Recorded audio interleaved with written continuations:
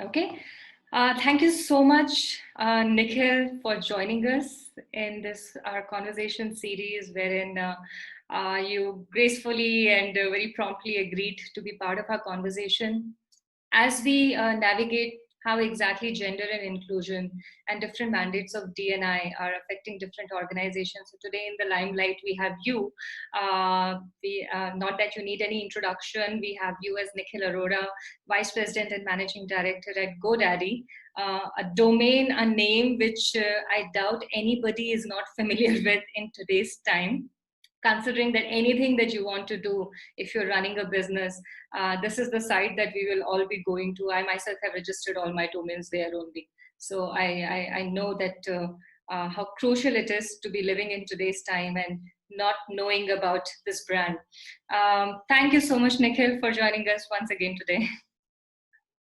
Thank you, and it's a pleasure to be here with you, Pallavi, Rituparna, and your team. And thank you for bringing this very wonderful and important cause you guys, talk about, which is a very relevant cause. And I won't take the thunder away from you, Pallavi, but I think a lot of everybody needs that constant reinforcement, which you guys are really bringing, in the current times.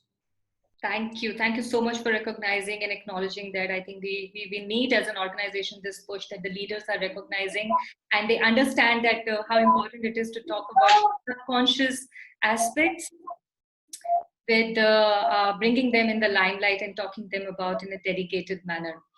Ritu, can we request everyone to put themselves on mute? I think Dipali is not. All right. So, Nikhil, I'll start with the question that has been bothering me and also perplexing our team. Okay, the name, the name of the entity, which is GoDaddy, and I know that this decision was taken long time ago. Almost 2 years after the organization was registered under a different name. Any idea, any information on why this name?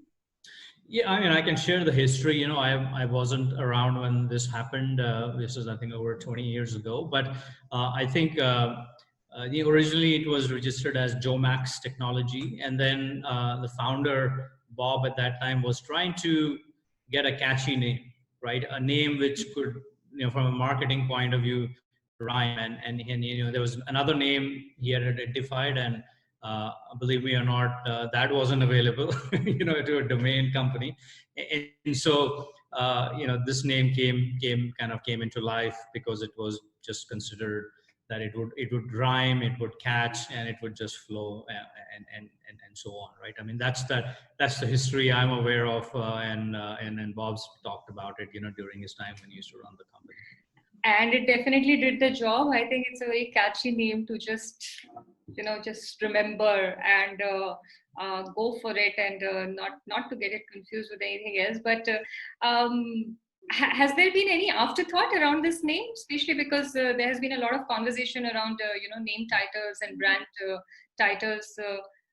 We were not able to find anything, so just curious. No, I think, as a company, we have made an active effort in the last few years, especially once we went public, right, to kind of change the perception, if there was any around the name, right? And hence, for example, right, every time there's Mother's Day, our logo and name changes to Go Mommy on that day. We actually, do that, recognizing the importance and equality in some form of structure, right? And also, as a company, we've been kind of rebranding the logo. So it's just, just a few months back, we had launched the rebranded logo. If you remember, before, GoDaddy used to have that, kind of character next to the name. Now you don't see that character. It's more of a kind of a heart-shaped logo, and it's meant to really, move in a direction of where the world's moving, right? To kind of more, every entrepreneur, every small business has a heart and soul into it, into Right. what we do, and so on. So yeah, we kind of changed the logo. We looked at colors. Now we no longer just have green. Before, GoDaddy was always green. We look at other colors and so on. But nothing on the name front yet. Maybe for just the women entrepreneurs suggesting doing domains, we can go to Go Mommy instead of GoDaddy. Just a thought. But tell me, Nikhil, how is DNI taken as a mandate? Internally, if as an outsider, of course, all of us have known GoDaddy as an organization from a client perspective, right? We have experienced the interface, the website, and every other thing that GoDaddy has been doing. But from an organizational internal perspective, could you please share some highlights on the agenda pertaining to DNI and inclusion, inclusion specifically? What are the mandates around it internally? Yeah, so I think, you know, as a company, we've been actively focused on looking at DNI, and when we talk about diversity and inclusion, I think it is firstly gender based, it's race based, it's religious based, it's transgender. I mean, anything and everything, right? I think a lot of organizations, at least in my experience, have had a very myopic view of it's just a gender issue, and actually not, right? Because especially like in our country, right, where what caste do you belong to, what city do you belong to, what accent do you have? I mean, the dimensions of how people are discriminated, for lack of better, are many, right? And in my view, all of them kind of fall in some form of structure, right? I mean, what color of the skin, I mean, everything, right? So I think the first thing to recognize around DNI is really about, are we creating a platform which gives an opportunity for everybody to compete for the same job, right? So if anybody who's applying for something which exists, are we making it the same level playing field? Second is around then do you have a process through which everybody's going to be flown, kind of going through that process? Because a lot of this is really subjective, unfortunately, right? When people interview people, I mean, that's a reality, right? They go with their own biases, and their own biases are based on their own, how they grew up, where they grew up, what they grew up with, right? And there's nothing wrong or right, but that is what it is. Right. So we also want to make sure that the interview process is very properly defined, so we get multiple opinions in it, not just from a manager or for a colleague or for somebody senior, because these are very hard to catch, right? Somebody's bias is very hard to catch, but so we want to make sure that the person is evaluated on their abilities and who they are, rather than anything, right? So getting them the right foot in the door for applying. The second is then putting through the right process, and then once they're selected, we want to make sure the pay, and we take pride that GoDaddy, where all women or men are at par, right? I mean, so that we don't have any disparity in compensation in our company. And it's been an active effort. Back in 2016, we had hired an outside firm to do a diagnosis, because when you do things inside out, when you have your own HR department or your own managers or myself or my colleagues do it, we will always have some of our own biases. So get a third party in, because they would take a very neutral view, and then also they'll benchmark against what's best in class, because you always want to move to best in class, right? So so compensation wise, we're proud that we kind of at par between men and women. And then lastly, I think what kind of environment do you provide, right? So you hired the person, you got them through the process, now you've paid them equally, but then are you setting them up for success, right? Are you giving them the right road and runway inside the company? Which means, like, for example, when we're hiring women in technology, so we have a kind of a GoDaddy women technology group now. So that way there could be a peer group within which they could talk, people could mentor each other. We've also made an active effort over the few years to get hired influential women leaders, because it has a cascading effect. When you get somebody who's influential and looked up to, then that leader will bring a change, and also hire and bring in more leaders like herself, right? So I think having that environment is very important. And lastly, I think which is more of a reality of India, right? I mean, women always have a disadvantage in our country, because a safety, security outside, right? I mean, where they commute from, how they commute from, and all that stuff, right? So what can we do there, right, in helping and enabling them? Because that's the journey of workplace starts from home, and now of course it starts in the home in current times, but before the COVID time it was starting. Circle now, it starts and ends here only. Yes, it's 24/7. So in the pre-COVID time, at least we were like, okay, how do we, how do we provide that environment which is safe, secure, not only inside the workplace but outside the workplace and so on, right? And we've also actively made efforts to put some health and wellness initiatives into the workplace, because we realize time is short, and time is short for for women a lot more than men. That's a reality, because the multitasking and and everything which needs to be done. And so how can we bring more and more things in the workplace which can help benefit the personal side, because ultimately the personal side and the professional side are so interrelated, and so on. So I have 2-3 questions that will go a little deeper into what you shared. But before I go into that, one, would you consider yourself as a hands-on leader on the D&I, aspects? And what I intend to gauge with this is that D&I is most of the time not considered as part of the KRAs, and the KPIs are not really defined around them, right? Is this something that leaders have to bring, as a report or as a progress update when they come for the meetings with you?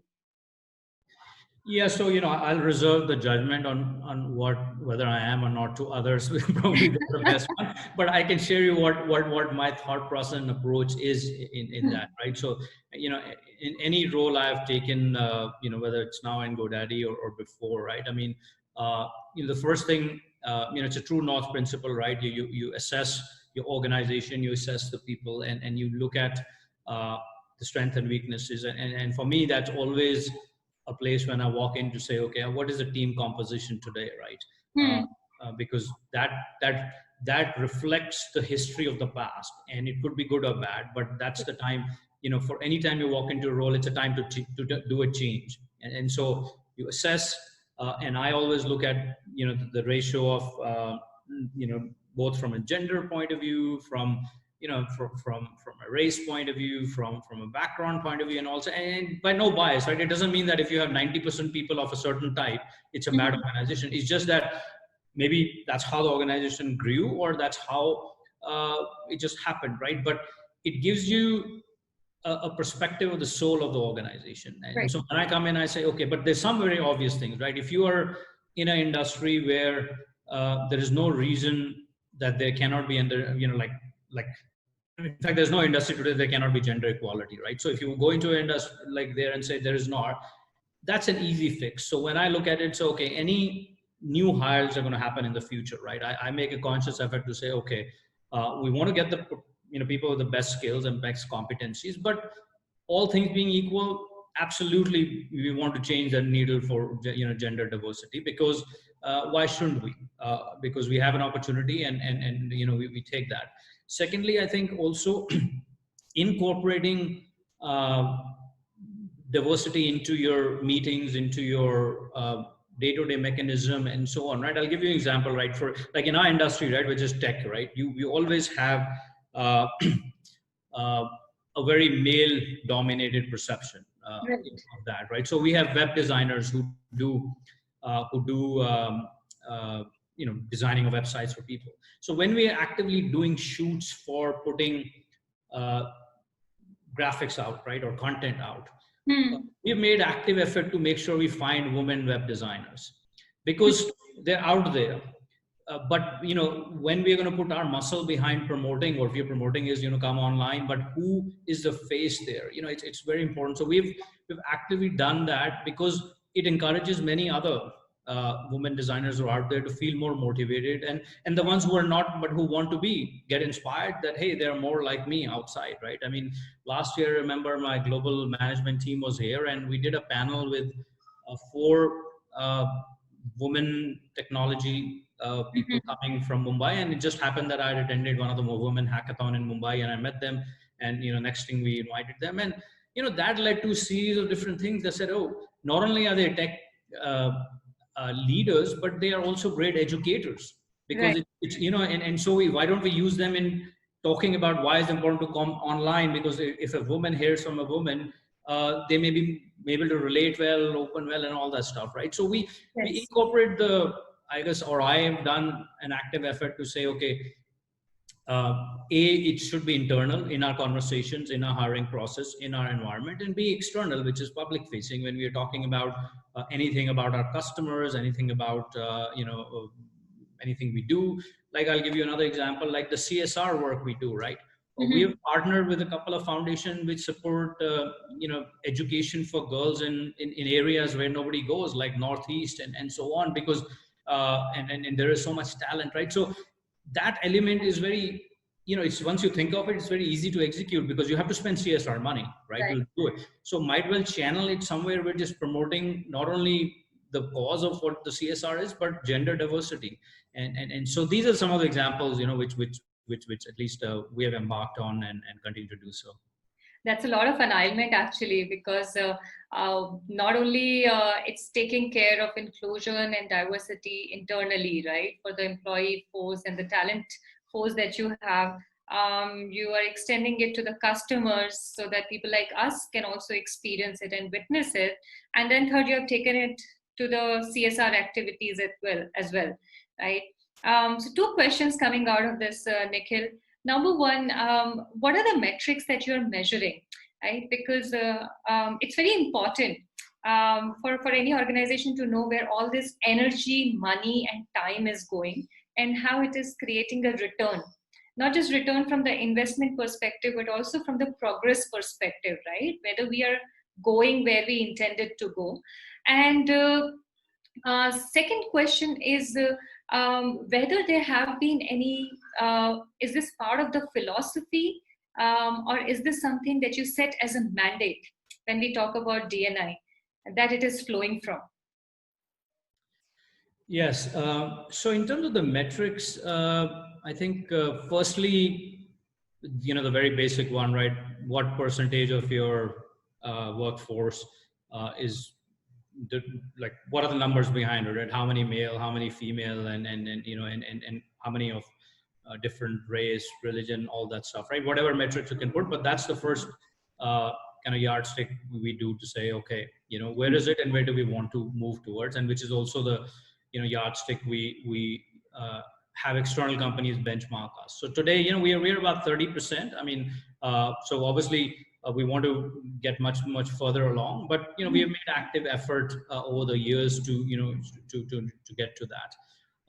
Then the second metric is around pay equality, which today we're absolutely at par between in fact we have about 32% leadership positions with women in our company, right? Which for a tech company, I think, is fairly good metric. Now we want to get to clearly much better than that, right? But again, this has been a journey of progress over time. But what the compensation is, it's the same.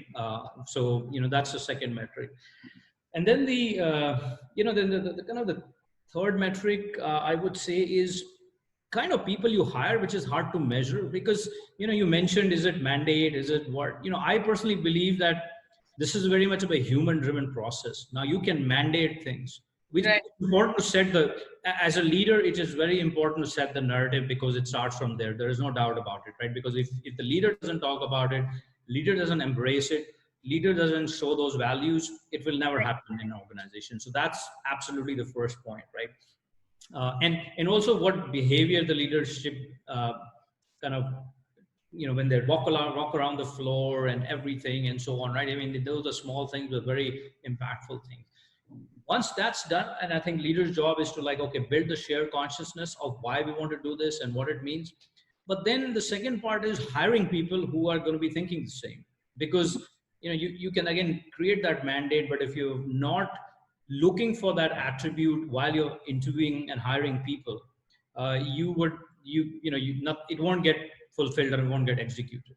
And so I think I take a lot of I interview everybody who comes into the organization, no matter what level it is, right? I mean, I personally try to know everybody in some form of structure because it gives you a sense of the thinking going on, what even on this issue, what is working, what is not working, right? I mean, we have over 1,000 care agents in the country, and when I go visit the care facility, I mean, spending time with with the care folks, and when you start spending time with both your male colleagues and female colleagues, you start understanding even the workplace issues they're facing are different, right? So True. I don't want a translation of a translation of a translation, right? Because it becomes a photocopy of a bad photocopy. So I think as a leader, you mentioned the word hands-on. I think there is no better word than being that. And it applies to your customer base also, right? I mean, you have to just constantly pick up the phone and be able to talk to folks. There should not be this high bureaucracy, right? So I think True. mandate is important, setting the tone from leaders is important, but the most important thing beyond that is to have you hired people who are influential in your Mhm. company. Are they going to live and breathe this thing? And if they don't, then you should change them, because otherwise it won't, you won't get there.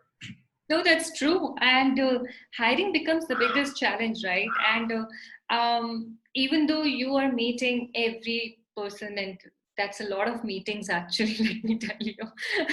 I don't know the rate at which GoDaddy is hiring, but still, um, See, lot- now it is, it's flattened the curve, right? I mean, more so than the other. I see a few names on your webinar, and I bug them at 1 a.m. at night. Sometimes I have a question, and they become good friends.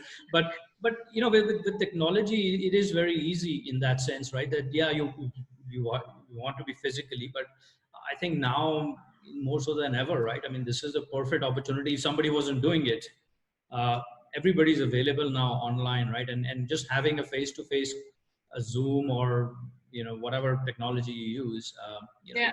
and it doesn't need to be like every day, but I would say I declare 20-25% of my time will always be spent with customers, uh, Hmm. and the other 20-25% has to be with employees, because that between those two, if I'm not doing that, I'm not saying close to what needs to be done. The rest is strategy, operations, but that's, you have a good team, they can do it. For me, at least one half of my time has to be with these people. Otherwise, I don't think I'll know what is going on. No, that's very true. Actually, people say product is the main key, but whoever is building that product and managing that product is your internal team, and whoever is using your product is your customer. So between those two lies your whole world as a business organization. Um, Going back to the challenge of hiring, right, Nikhil? Um, the learning curve is not always the same, and it's not there for everybody, right? And unless any leader says that every hiring decision that has been made by the hiring team has always been right, or there have never been any gaps which have been identified. And we see a lot of leaders planning to put in place or trying to put in place the exact measures which will eliminate bias, right? And the process does not eliminate bias all the time. It's the humans which have to do that. And working with humans on any kind of behavior or thought process modification is the toughest challenge. You can fix processes, but humans is a different thing, right? So from a learning curve perspective, what have there been any key learnings where you have identified the gaps in the hiring process, the whole pipeline, from not being able to maybe attract the right kind of diversity in the talent pool, which is applying to not getting the right kind of diversity in the selection process, and so on and so forth? And how did you manage to fix that? Yeah, I think firstly, if you want to attract the right talent, I think your company's image and perception has to be out there, and people need to think that, yeah, this is a company I want to work for, if, and, regardless of what gender you are, right? And especially if you are, a female, and there are companies which, sadly sometimes don't have that kind of narrative out there to attract, right? So I think that is, a leader's job and the company's job to get that narrative out, go out, be present at these events, right? So for example, we've made active effort to sponsor and be part of women hackathon groups, right? We've been actively putting mentors, even from our team, who are women, to kind of go participate and talk about it. uh, we did last, I think, a year and a half, we did a study with one of the companies called Hello English, and what we were finding that in remote places, tier 2, tier 3, women were actually adopting online faster than men. And the reason was because most of the women were working from home, and they need to do something entrepreneurial, and they adopted technology a lot more faster than that, right? And when we figured that out, we said, our narrative, is our marketing messaging, is our product messaging, is that resonating with them, right? And so on, right? uh, and when they call our customer care, are they getting, like, because maybe different people, there are different ways to people seek help. So is our care department geared up to be handling the gender diversity, because it's easier said than done, but it's a thought where it starts, right? And so on. So one is making sure your company's image is right, and your brand narrative is right, and you're present in those conversations where things are happening, right? Secondly, in terms of the process, I mean, you're right. I mean, there is a mechanical process where, you get the applicants, everybody, talks and everything. One thing one of my old boss taught me, which I still keep it to heart, was he said the value of reference checks. And I'll give you an example what it is. So and when I was getting recruited for the company, so they would say, I give 4 or 5 references. I said, oh, here are my 4 or 5 references. They would go talk to those 4 or 5 references, and then they say, can you give us another 4 references of this person who have met, right? So by the time the pyramid was built, there were about 25, 30 references checked done on me. And those conversations were happening. So a pattern and a theme can emerge about a person pretty quickly. Right. It can, with 4 or 5 references, it can slip away, right? I mean, everybody gives the best references. So, but when those, if you are my reference and you speak, and then the person asks, hey, can you give another 4 references for Nikhil? You'll probably have names, right? Because people you worked, which were in the team, and which may not have given, right? So they don't go and ask to say, hey, is this person has good skills or not? No, they ask about the softer side. So I think making sure that human intelligence of, when you're doing these reference checks of people down and beyond the broad, it will tell their biases in good or bad way. And then you actually minimize it. There's no foolproof scientific way, but you minimize it. So when you get them on board, the chances are less. And then second is, if there are incidents which happen, which uh, are something, you need to address them. You need to be vocal about them, and they need to be visible to everybody that has been done. Because if that's not done, then they say, okay, yeah, the next time somebody can get away, the next time somebody get away, and all that stuff, right? And so for the leadership of the management to be able to address it right away, and call it right away, and make sure there's a communication which has gone out. It is real and clear to everybody, right? Because that sets a tone that there's a no tolerance policy of anything, on gender or race or any other circle biases, right? Kind of stuff. So that, so those are a few of the examples, Pallavi, which I felt maybe there are some practical, some more, structured. No, very practical, because when you were saying that about the references thing, and I was just thinking that, okay, every person who will be speaking about, let's say you, will speak from their own lens, right? And everyone has a lens. Maybe someone will speak about your technological knowledge of, and someone will speak about from the leadership perspective. Somebody else will say, as a colleague, what are the other software aspects. Someone like us will speak more from the gender neutrality and inclusion perspective, because everyone has their own lens with which they are seeing the world and assessing the world, right? And with 20-25 people, that's a very detailed profile that comes out. There's a lot of thought process that is going into bringing the diverse talent in the organization. Nikhil, how about when people are part of it, right? Now, there are certain key values that are integral to every company when they are looking at their employees and nurturing them, right? And it's a continuous process. A while ago, you said that, with this COVID, work from home, now there's a lot of relatability and understanding, which I'm not saying did not exist earlier, but now we're closer to the reality. Earlier we were seeing it, but now we are witnessing it, and most of everybody actually is now living this reality. What kind of specific accommodations or provisions that have been taken internally, keeping the needs of the diverse workforce in mind? And if there are any specific examples that you can highlight around that. And so the question is specific to in this time or generally what Generally also, and anything specific that was extended during this time. yeah, so I think generally, we as an organization have been first of all being very flexible with our one is like if you hire people you need to be able to trust them whether they work from home or not, right? And if you don't have that, you just either something is wrong with your hiring lens or something, or you're not hired the right people. There are only two things, right? And so a lot of time this debate goes on, oh, I'm not sure the person's going to be productive, I'm not sure person is working or not working, I need to check, right? I mean, you're dead on arrival if you're thinking like that and you've hired people like that, right? And so on. So first is to like if you're past that, then like, hey, what can you do to give them flexibility, right? Which is somebody lives far off and they need to come by 11, 12, and not 9. I mean, it's they know what they need to do.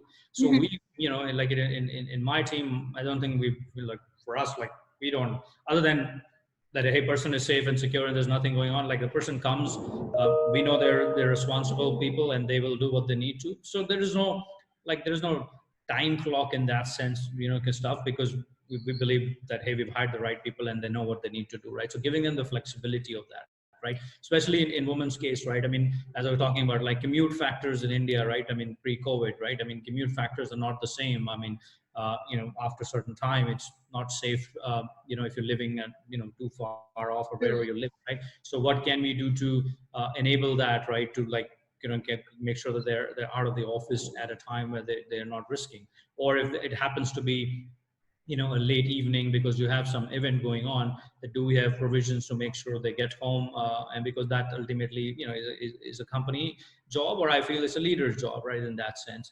So I think we get into these practical one, and then the other one I shared you about, like what can we bring to the workforce, about health, wellness on the premises, because that's very important. Everybody wants to do it.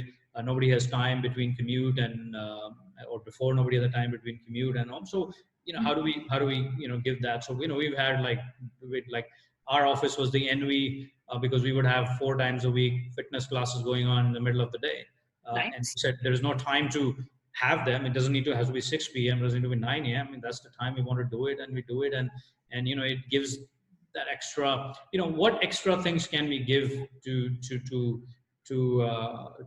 help, especially on the gender diversity, because it's a reality, right? I mean, women are more time poor than men because they do more than men. I mean, that's Yes. a reality, and so what can we do, to at least minimize that, right? If not totally eliminate that, right? Right. You make it all sound very easy, Nikhil, because you're doing a lot of things and you're still constantly thinking what more can be there, right? Beyond the bare minimum. And we've hired them, we are giving them equal pay. And of course, I'm sure the rest of the, gender related policies and processes are in place related to crash availability and other things. Yeah, and but I'll make a comment here, because see, if you look at any company in the world, right, you were talking about values. Everybody's values will be great, right? Like teamwork, inclusiveness, everything. I don't think there's any company in the world that doesn't talk about it, right? Yeah. So where does the gap fall through? I mean, and that's why when I say, it's not simple for sure, but the way I'm trying to simplify, because I'm saying that it comes down to the people side of things, and which is easy said than done, but that is the only thing which will ultimately differentiate between the companies who succeed in inclusiveness or not, right? People who are more diverse or not, right? Because uh, uh, that's the only different factor. Otherwise, every company has the policy, everybody has a mandate, and many companies succeed metric wise, but are you doing it to just measure to a metric? Are you actually genuinely doing to build that aura? Because you want the best out of people also, right? I mean, you get to gender diversity, but is you know is the women workforce feeling equally empowered? Are they feeling equally excited? Are they feeling they're getting to change uh, the Right. things they came into change, right? And so I think spending a lot of the having the team talk about it, be aware of it. The power is huge, right? I mean, and because in busy lives, you're talking about numbers, you're talking about everything, and boom, boom, boom, everything moves on. But making sure that time is taken in a regular rhythm, and that's why when I say, like, when I put my calendar, hey, it's 25% of the time in employees or 25% customer, because when you calendarize it, you know you're going to do it. Right? True. No, I think the two keywords that you have brought out very explicitly is, one is trust, right? And the second one is care. And both the things need to manifest other amongst thing, amongst other things, whether we are valuing inclusion, whether we are inviting diversity or not. And those two things people should be able to feel, be it your customer, be it your employees. But I'm going to go back to the easy part. You still make it look very easy. Um, do share some of the challenges, Nikhil, because every organization leader does go through on a day-to-day basis challenges which are maybe not very concrete that you can pick them up. It's not a machine that you can fix it, right? These are very softer aspects. Culture is a very fluid and very floating thing. It's not very easy to just pick one thing, change it, and then everything will start working properly.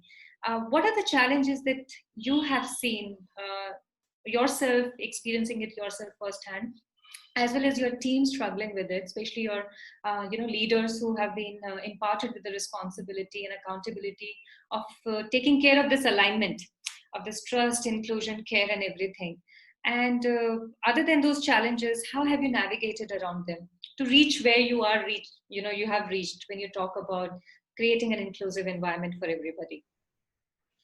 Yeah, so it's a it's a very deep question. I'll try to answer it in most constructive way. So I think first of all, like for me, like when I look, every role I've taken, right, first I always look at who I'm going to work for rather than the company I'm going to work for, right? I always look at the company, but because again that goes back to my reflection of what do the leaders stand for, because companies could have stated values, but the leaders, do they live and breathe, right, and so on. So that's the advice I give to everybody, like when they're selecting the company. Yeah, if you want to go for a great company, absolutely, but make sure who are the people you're going to work for and work with. Again, simple thing, but again, there's a lot of power behind, because you live and breathe people, not the company. I mean, the Not company the is the company. umbrella, right, in that sense. In terms of the challenges, of course, there are companies, like I've worked in the past where there was, I would say, notions about, hey, these kind of jobs are better done by one gender than the other. I mean, these were unconscious biases which existed, or perhaps because of the nature of the work and so on, right? I mean, I'm going back, in the last 10, 15 years of journey. And the best way to break that is that you make your hiring decisions to kind of change that, right? Because then you're setting a tone in some form of structure, or you make your firing decision on that, right? If you have to change uh, people who are not conducive to environment. I think hiring is easy, letting go people is very hard. Yes. And it comes with a lot of battle and a lot of stress and tension, especially in the early days. If you come into any company and you're trying to do that, I mean, you A, trying to establish yourself, but B, you're going to do this, and people may start, they didn't have enough time to know you, so you could have a wrong impression going on. But it is important to be bold about what you want to do, right? So I think one of the learning, like, you got to be bold, and you got to be fast when there is anything which kind of is not fitting into these guiding principles of what you want the diverse organization to be. Second is, I think, getting outside agencies to drive awareness, right? I mean, like, you all do a great work of talking about it, and how can you incorporate that into a learning and development process as part of what I may call a curriculum, right? Because uh, sometimes, again, outside in brings in more objectivity than inside person preaching about something, right? Because it brings in the outside in people have done a lot more work, they a lot more understand, they also know the blind spots and so on, right? So I think engaging outside third parties who are credible and have good research and data to back uh, Mm-hmm. and kind of just show the impact of it, and both both on a personal level and professional level, it's great, right? So I think that's one thing I've always leaned on heavily to say, let's bring some outside expertise, because Mm-hmm. it goes a long way kind of stuff. And thirdly, I think use your women leaders wherever you can, because then there's nothing more powerful than uh, giving them the autonomy, giving them the freedom to build that culture. Because then once they know they can, then they will. And I think that's not that hard to do once you've hired good leaders, right? Because that's all you have their back, and that's Right. all they need to know, right? And Right.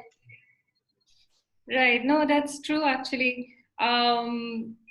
While there's an internal capability and capacity that needs to be there to understand and appreciate, or to even identify the gaps which exist, most majority of the organizations that have succeeded to the level that GoDaddy has with respect to its culture, asking outside experts has been one of the common aspects, that come and tell us what we have missed, come and tell us how we can do it better, come and tell us how we can go to the next level. We have figured it out until this right. space.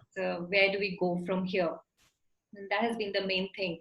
Um, just going to backtrack this a bit on the on the representation, and because we keep talking about the inclusion and the diversity part, was there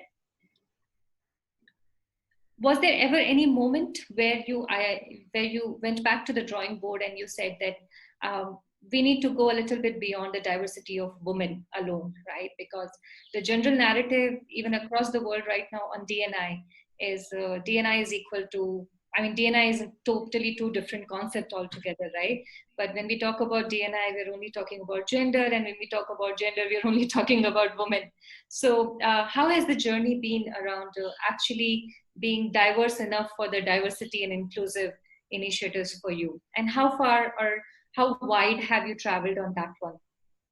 Yeah, so see, for me personally, which obviously, as I say, there's not much differentiation between what you are as a person, because that's who you show up at work, is the diversity has all these attributes, right? And, and it just, I think last year I'd done some uh, talk on, equity and equality and stuff. And my first line was like, again, equality is gender, it's race, it's religion, it's which town you come from, what accent you have, Hmm. transgender. I mean, everything, anything, right? Because anywhere you are discriminated against because of who you are, where you come from, how you look, how you speak, uh, it's the same pain that that person feels, right? So I think it has to be equally representative, right? I mean, kind of stuff. So I'll give you an example, right? Recently there was Pride Week, right? So Hmm. I don't know how many companies do it, but we change our colors of the logo for Pride Week, Hmm. give a message out to say, okay, right? I mean, we stand for what currently, uh, these are values we stand for and represent. And sometimes these subtle things do matter a lot, because people do observe, and they do recognize this stuff and so on, right? uh, Hmm. and also, uh, you know the biases are, again, I think the behavior of people who do these biases is the same, because they feel like somebody is not good enough or capable enough and so on, right? So we go across all dimension. I mean, sometimes there is legal way to measure metrics to say, okay, how many people, like for example, gender is easy, right? Gender equality numbers are published, right? True. Sometimes religious equality numbers are published or not published and whatever, right? But we say like, hey, we just don't want anybody to be disadvantageous. Hmm. That Hmm. doesn't mean that you're solving for a number, right? That's the place where I feel like a lot of companies get into that. I need to solve for a number. You don't have to solve for a number, but you need to solve for is that, are you giving equal opportunities to everybody? But before that, are you putting that message out that we are Right. open to everybody, right? So I think how we go in market, like for example, we have a marketing in many languages. Hmm. uh, and it's a simple thing to do, but it's important because we recognize uh, that people from certain part of the country are different than the other part of the country, just because the way they grow up, they speak different language. So how do we project ourselves outside, equally, right? So there is the language part, there is the gender part, there is the race part, there is the, and with today with online presence, you can put messages out, you can create a lot of content which kind of incorporates it, right? I mean, every time there is a festival, do you put out greeting messages in a way which connects to that, and that tells you about the company, right? It doesn't need to be a sale, right? This festival is there, I'm giving a sale. It's about just recognizing, acknowledging, and so on. So I think we look at that in a holistic way. That is it incorporated in your business cycle? Hmm. Otherwise, if it's just an HR cycle, then to your point, it becomes a very isolated thing. But is it part of the whole theme you have? And for example, when we do events, are we making sure we are representing? Hmm. When we're having awards, right? Are we making sure that element is there, right? That we want to, because when you recognize people in public, that gets a virality effect, right? Because when you recognize, for example, when we did our GoDaddy customer day, I think year and a half back, right? I mean, we had this woman who had a great story about, which is a story of many women in the country about, after marriage, had kids, gave up her business, now had to start, and went through all that stuff, right? Hmm. And so on, and achieved a great milestone. But just bringing that out in a public forum, it does go a long way, because it recognizes 50, 100 people who are sitting out there, say, oh yeah, this is interesting, I want to kind of do that, and so on. And I may just take the moment to diverge into, like, in the current time, more so than now ever, right? I mean, I know you and I were just chatting before the thing about this, right? That this is a great time to do that leveling, because Yes. everybody is digital. Yes, that is true. That brings me to panels. How many panels have you been part of ever since the lockdown? I've lost count, but that's one thing which I've, the first thing when this started, right? I just, so one, we were doing daily huddles with the team. We wanted to make sure everybody's connected is important, even so 5-10 minutes, that connectivity is there, and making sure everybody's okay. But two, I wanted to take this out of, like, I need to show up in a perfect way. If your kid's running around in front of a Zoom, like, I know people get so stressed, and the first thing I want to do, it's fine. Like, we all have to accept it, because everybody's figuring this whole thing out, right? So nobody needs to be apologetic for that. Nobody needs to feel, oh my God, what will the other person think, right? I mean, it is totally fine. Now, I know as we're evolving into it, there are certain do's and don't, and like, you obviously don't want to kind of show up, lying in a park and like having a beer or whatever. I mean, Unless it's just the backdrop. Unless it's the backdrop, right? yes. But I think, how do you ease the current thing and what things can you ease out, right? I mean, take the stress out of kind of, how can you be authentic, right? And so on, right? And so that image of, like, looking perfect on camera, right? I mean, I think we just said, we don't need to deal with this, right? I mean, just show up and whatever, right? I mean, my boss my kids runs into my one-on-one with him like every 2 weeks, so he knows him now. But the smarter thing, he knows him, and he watches him and goes away, right? Everybody figures that piece out, right? That's true. But I think, but generally, yes, there are certain things you should be aware of, like when you're going on whether you like doing webinars or whatever, right? To make sure that it is there's some minimal standards about how you're coming up, right? I mean, whether it's your background or whether it's your voice quality and so on. I know the technology issues are always there, but there's certain basic hygiene things you can do. But I think people are a lot more forgiving, in my view, today than because everybody's going through the same thing, right? Yeah, but people are not that inclusive. The reason I asked, because I have two questions that I want to address before I ask everybody else to raise their questions. Number one is since we are on representation, so let me continue with this thought only.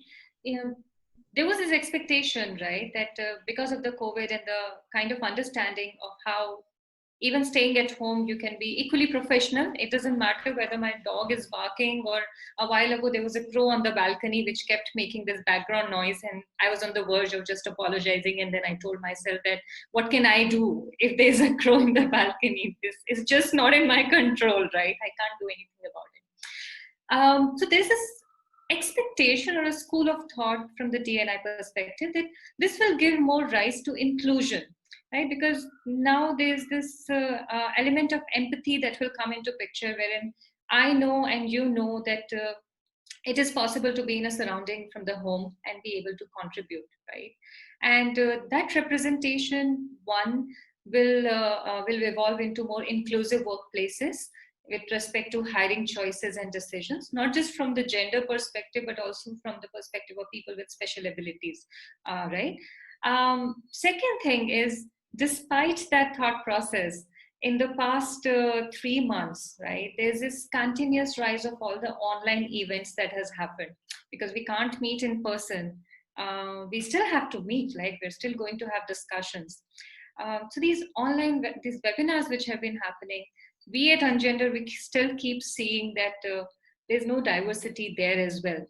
And it's very important to hear the voice of prominent leaders like you to understand what exactly do you think is the reason why we still do not see diversity despite having accessibility to anybody in the world right now, not just people from the same town and the same country. We can actually have anybody in our panels that we want, considering that they agree to come on board. But and yet we don't see it. And from the internal philosophy that you have had, that there's a visual reality out there that, hey, we have women leaders, we have leaders from different diverse segments. It creates a possibility for other people to aspire that this is possible. What are your two thoughts on manners right now? So let me just make sure the question. So one is this current situation and kind of the missed opportunity of diversification, right? Yes. And yeah, that's the first part. One. Then second one was you talk about the manners part back into that, right? The manners, right? Yeah. So I think it's a very powerful question, Pallavi, in that sense that like we are in a webinar machine nowadays, right? For the last 2-3 months, and for the right reasons, and obviously, and people want to have conversations and discussions, and I think you're right that I don't think. Probably my guess is it's more of an unconscious bias here, where people have just gone in a rush to kind of have the narrative out there. I don't think that things were put into the thought structure to say, hey, yeah, we want to, like, people are using filters, right? Okay, is a person a subject matter expert? Is a person, who's come and it'll be a good conversation?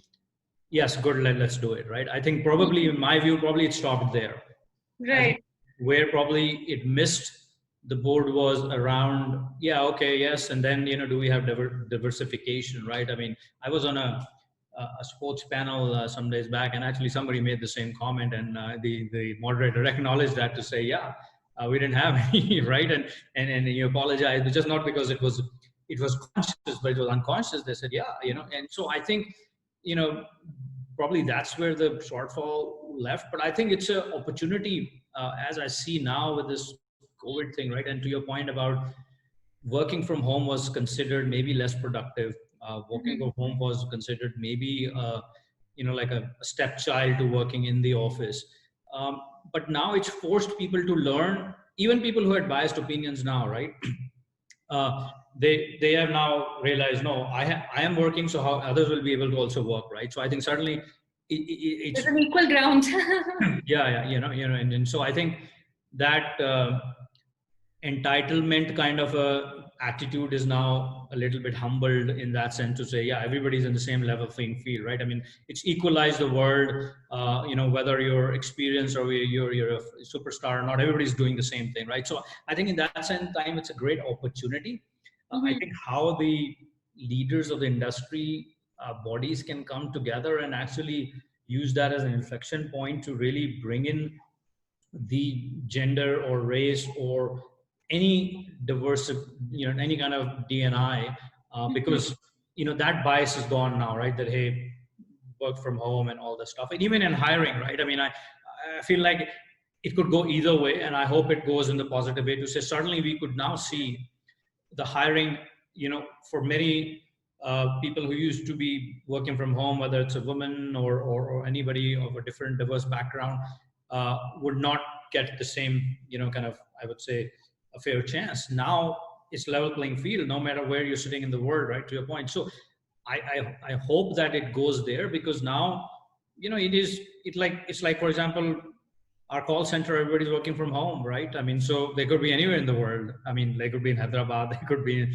Mohali, they could be in, Pune. So I think it's a great opportunity to actually redesign the playbook for this aspect, because if there's any point in our history, right, this could certainly change that, right? And there's I mean, even in the vision of India, right? I mean, if we are able to even move 10 points on women included in our workforce, right? The GDP, the calculations done, and I'm not remembering the number, it's like astronomical, 2 points of GDP growth. I mean, and so I think this, in that sense, I think this is a great turn. On the other hand, the risk is that if we don't be vocal about it, we don't talk about it, and bring it to the front, it may unconsciously get lost. And the second thing, on your manners, I mean, again, I said, right, I mean, I think people have to, again, that recognize that, right? I mean, and this other part, which I was just speaking earlier to one of my team members, was that, we also have to be sensitive to people's conditions. Now, I may have a big home, you may have a small home, you may have a big home, I may have a small home. Say that, yes. We never planned our life with this, right? So now, if I am in a 200 square foot place and I have to work from there, and especially think of people who take care of the home, right? And like, you have children are studying, they're online, so you have to put attention on them, like, especially if you're a mother. Then you have to do your work, and then you have to also micromanage 10 other things you were not doing, right? So in that sense, that's become much more challenging. And if you have a small home, add another complexity, right? So I think, Right. as leaders and organizations, we have to certainly recognize that. And also, I feel like, if you're setting up the workplace for the future, which if it's going to be a lot more from home, what can companies do as incentives to Right. help build that workplace from home, right? Because it's not as simple as, okay, I'll sit on my chair and my laptop, right? I mean, there are other things which they need, and to be able to kind of succeed and thrive. No, that's true. I mean, I think that's where work from home policy structure becomes very crucial, especially, say, for a company like GoDaddy, which is global in nature. There's this acceptance of different work timings and work environment and work from home setup and other things, while the rest of the organizations have just made a pivot to a complete work from home setup and still adjusting to the cultural, aspects of it. Somebody has asked a question, and I will actually incorporate my question also into it. That with the whole COVID, era that we are passing through, Nikhil, um, if you have measured or if you have been observing the changing in trends, let's say number of women entrepreneurs, if they have gone above, right? Or how do you see it affecting the number of women in tech industry? Be it for internal hiring purpose, or be it from a general, overview. So for women as a talent, either as an entrepreneur or as a professional, what are the trends that you have observed in the past couple of months, and how do you see the next upcoming months or the years to come? So, I don't have exact data on how this has evolved, because I think it's still fresh. But what I certainly can share is that I think there's a great opportunity for women. For women, like, I think I see the question from Nikesh. Hi, Nikesh. Nikesh is, by the way, one of the web designers who I bug at 1 o'clock at night, because he never sleeps, and he works 24/7. Why do tech people not sleep? I just don't understand this. And so part of my learning comes from people like him, because I speak to them to say, okay, what are the trends you are seeing, right? Because they are in the front lines. And what's happening is there's a lot of demand now for people to come online, right? But everybody's realized that's kind of, you have to have online presence in some form of structure, which means there's a lot of demand for designing work, right? And designers who are established also need more freelancers. So I feel like there's a great opportunity of this freelance industry. I think as I look forward, I feel like, kind of, whether we call it gig economy or whatever, but I think the freelance world will take a shape a lot more stronger within the company and outside the company. I feel like we'll also become more freelancers within the company, because companies are going to be becoming a lot more nimble in their cost structure, Right. which opens the door that I think there is not enough, like, there's already a talent out pool of out there, especially for women designers, which wasn't tapped into before because of the commute, right? And which is exactly the question. Now people just need the time, right? My clients are coming from the US, UK, India. I need more help, right? So I think it's a great inflection point right now to to kind of bring that out. And I think putting more narrative out from the companies also, including ourselves, I think will go a long way, in helping bringing that, right? I mean, so uh, we recently also kind of launched something called GoDaddy Academy, which was an educational platform, and that was all intended to help people become freelancers and bring digitization, because people who want to now certainly say this is a profession and so on, right? So Right. so I think in my view this metric should move in the positive direction, because I think there's not there's enough talent there in kind of the women tech world which never been tapped into, and the Right. bias was always that they cannot be in the office. Now that bias is gone, I and I agree. think We are also waiting for the numbers to come up. yes, yeah. Nikhil, would you have time to look at some of the other questions also? Yeah, I mean, I have to log on in about 8 minutes, so we can There's go. a there's a question by Reena Sharma around work from home being a real challenge before COVID forced it upon organizations, and anxieties that managers and subordinates face regarding, discrimination and other things. So, are there roles that are being looked at that can continue work from home even after offices become safe? Will it be accessible to more people? I'm a little confused whether it is specific to GoDaddy as an organization or just generally. But how are you planning the post-lockdown period, Nikhil? So I think in my view this lockdown will be there for like a long time, because given the depth of our country, right? One state is in lockdown, the other is not, and you and I are chatting about. So it's a constant thing, right? So I think we should assume we are in a lockdown mode for the next 9 months, right? In some form of structure. So how do you plan around it, right? And so what we are taking is the roles which don't need to come back to the office for the sake of the office. We are not going to have people come back to the office. We're just going to have at home, right? So like my core team is all working from home. Our care team is all like 1,000 people working from home, right? I mean, so on. We did the hard work. It was a challenge to get it set up with all the Mhm. infrastructure, laptops, but it's there, right?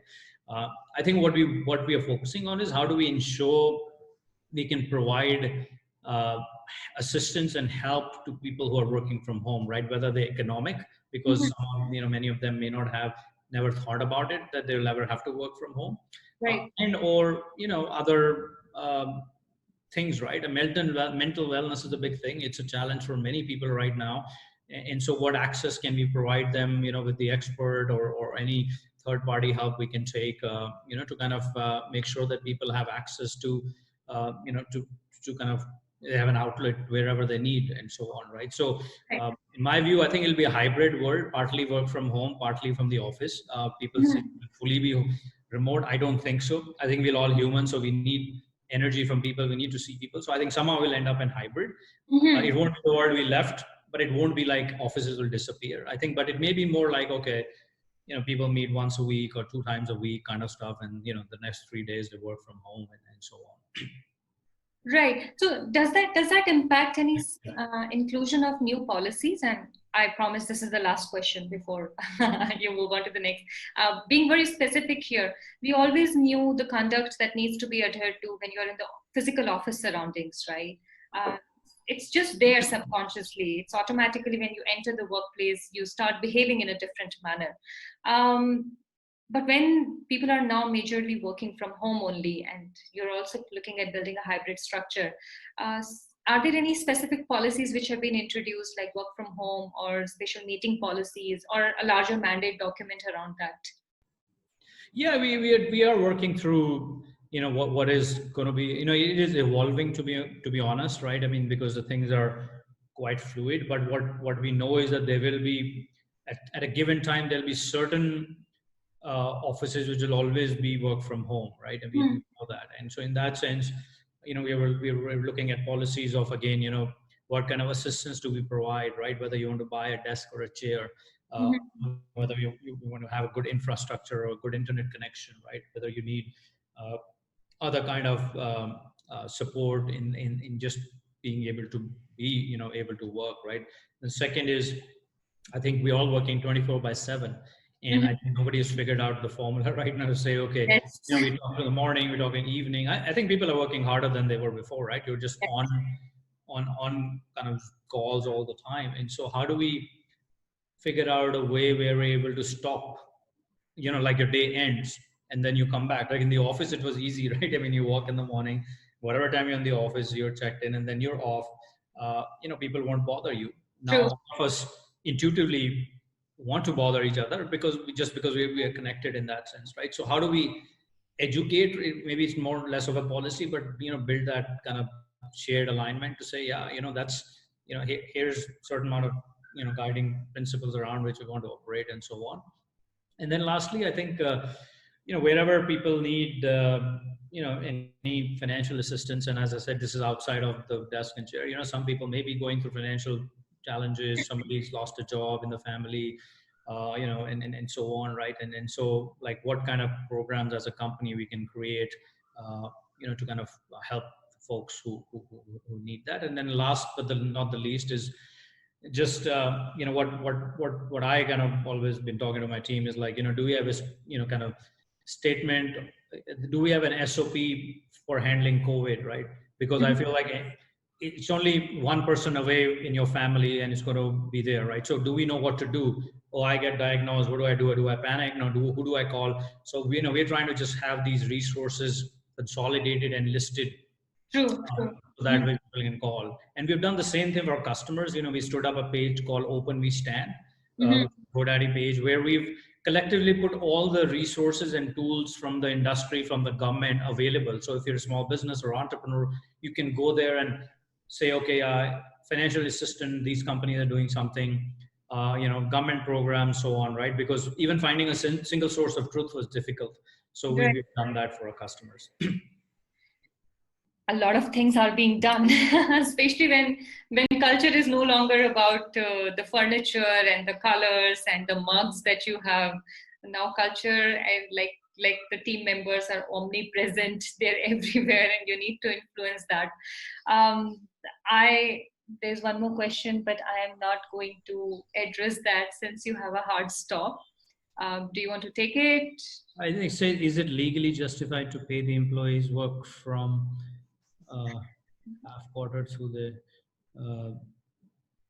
So I think I'm not. I can't comment on the legal side of things, but what I can say is, we don't change anything for people who are working from home or working, in the office, right? I mean, for us, everything has remained the same economically. Yeah, I think it's different industries, different workplaces, different work environment. And Dr. Sundaresan, I hope the answers satisfied you. At least at GoDaddy, that is not what is happening. Thank you so much, Nikhil. I can already see that you're rushing to your next one. We don't want to. You are here for our meeting on time. We don't want you to be late for the next session. So I thank you on behalf of the whole Ungender team for all the answers and all the revelations about setting up, the challenges, going through them, navigating through them, and setting up the best practices to building such a inclusive organization. Yeah, and thank you for again, bringing some powerful questions. I think sometimes raising the questions is more important than the answers, and I think you guys are doing a awesome job. So keep doing the great work. And any questions or anything which comes later, please reach out. I'm happy to answer or give at least my perspective on that. So thank you, Pallavi. We'll do that. Thank you. Take care, everyone. Thank you, everyone, for joining. Bye, Nikhil.